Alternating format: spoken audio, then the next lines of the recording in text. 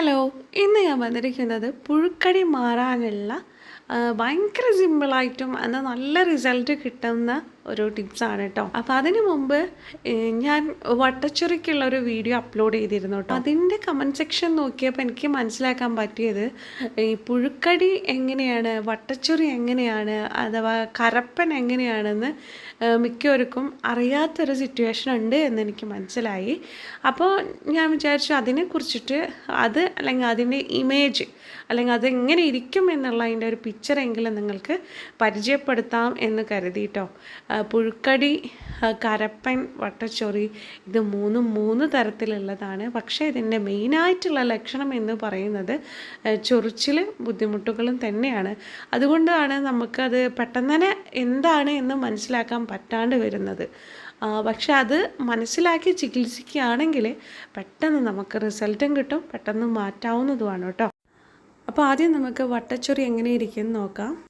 അപ്പോൾ ഇതാണ് വട്ടച്ചൊറി എന്ന് പറയുന്നത്, അഥവാ റിംഗ് വോം എന്നാണ് അറിയപ്പെടുന്നത്.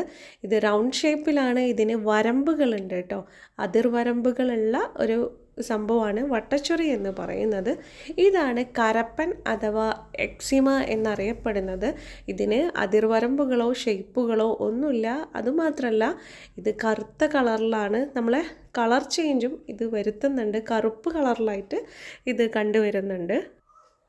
ഇതാണ് പുഴുക്കടി അഥവാ വോംബൈറ്റ് എന്നറിയപ്പെടുന്നത്.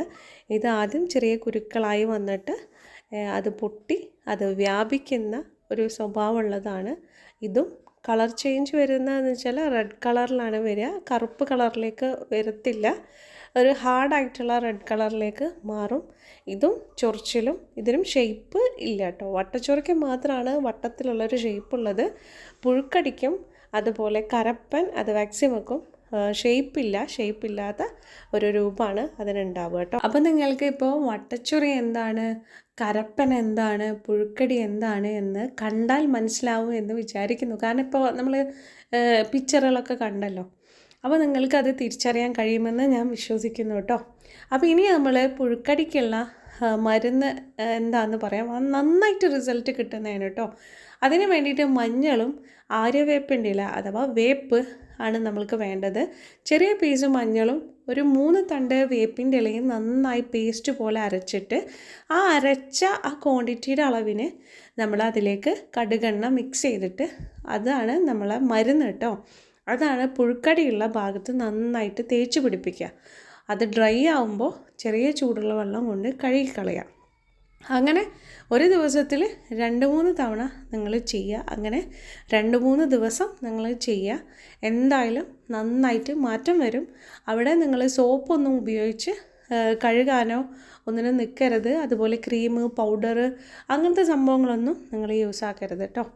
രണ്ടാമത്തെ ടിപ്പ് വന്നിട്ട് നമ്മളെ തുളസി ഇലയും ചെറുനാരങ്ങ നീരുമുള്ള ഒരു പേസ്റ്റാണ് കേട്ടോ. അപ്പോൾ 20 തുളസിയുടെ ഇല അരച്ച് അതിലേക്ക് അരമുറി ചെറുനാരങ്ങയുടെ നീര് മിക്സ് ചെയ്തിട്ട് ആ പേസ്റ്റാണ് നമ്മൾക്ക് പരട്ടേണ്ടത്. അതും ഇതേപോലെ ഒരു ദിവസത്തിൽ 3 തവണ പുരട്ടുക. ചെറിയ ചൂടുവെള്ളം കൊണ്ട് കഴുകുക. അങ്ങനെ ഒരു 3 ദിവസം നിങ്ങൾ തുടർച്ചയായിട്ട് ചെയ്യണം കേട്ടോ. എന്തായാലും നല്ല റിസൾട്ട് കിട്ടും. നേരത്തെ പറഞ്ഞ പോലെ തന്നെ സോപ്പും കാര്യങ്ങളൊന്നും അവിടെ ഉപയോഗിക്കരുത് കേട്ടോ.